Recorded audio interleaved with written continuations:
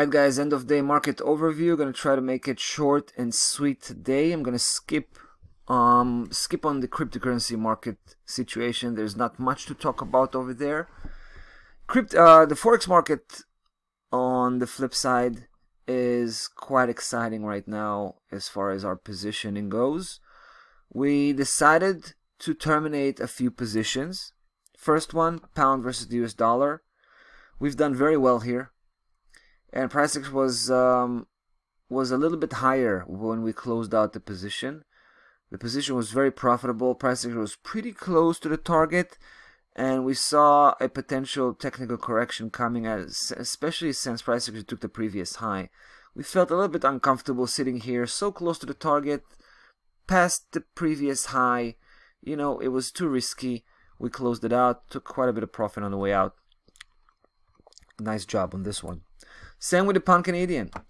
It's been very profitable. We had 3 trades in. Price action hit a local resistance, 67.90. At this point, it can start a technical correction. It can go deep downwards. And like I said, I mean, the target was pretty close by anyway.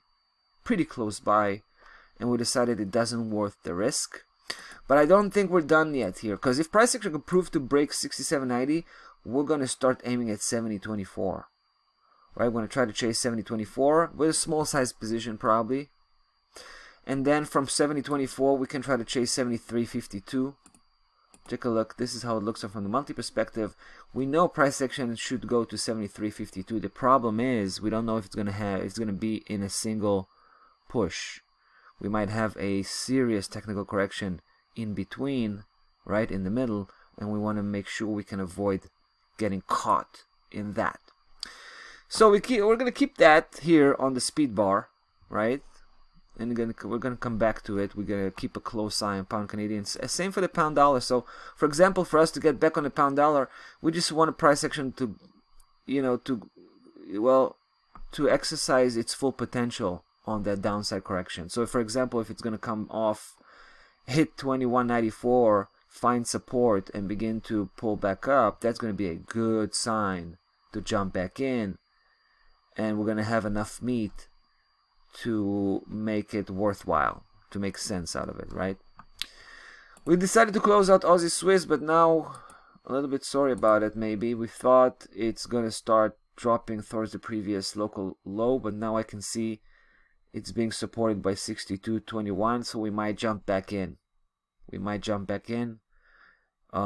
going to wait a little bit with that just to make sure price action is actually turning back up here on that 62.21, and if it does, we're going to strike back in with a small size position.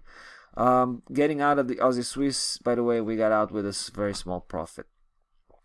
Now we have the New Zealand Canadian that's definitely not doing well. Strong downside, negative momentum here, but we want to keep the position alive because we feel like this might just be a technical correction to last week.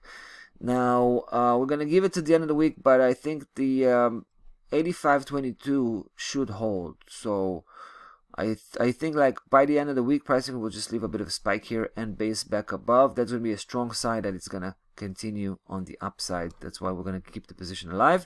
Euro Japanese yen, I don't want to waste any time talking about this one because the main video today was all about the Euro Japanese yen. Go ahead and check it out. Last thing I want to mention is the new position we established on the gold.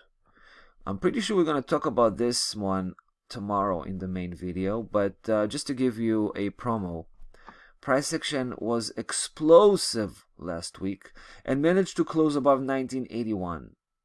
It didn't manage to cross above 1996 though. So right now it's kind of trapped between these two levels. But the way it spiked 1981 from above is a strong indication that price action is not done with that explosiveness. It's not done with that upside move. And the next big target is 2055. So here's what we did. We established a very small size position, just $2,000.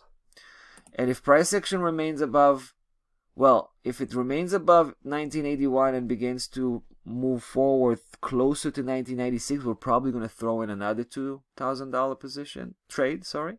And once it begins to cross over 1996, that's going to be a different story. That's where we're going to get more aggressive all the way up to 2055, right? This is a Fibonacci projection level, by the way, not just the previous highs right here, previous all-time highs, right? So yeah, let's keep our eyes closed here, close on the gold. All right, that's about that for this one for the day. We got 3 active positions right now, but I'm pretty sure we're gonna jump back on the Aussie Swiss very soon, maybe even right after this video. So make sure to keep yourself posted. That's about that for the day. Enjoy the rest of it. I'm gonna be back tomorrow as usual. Take care.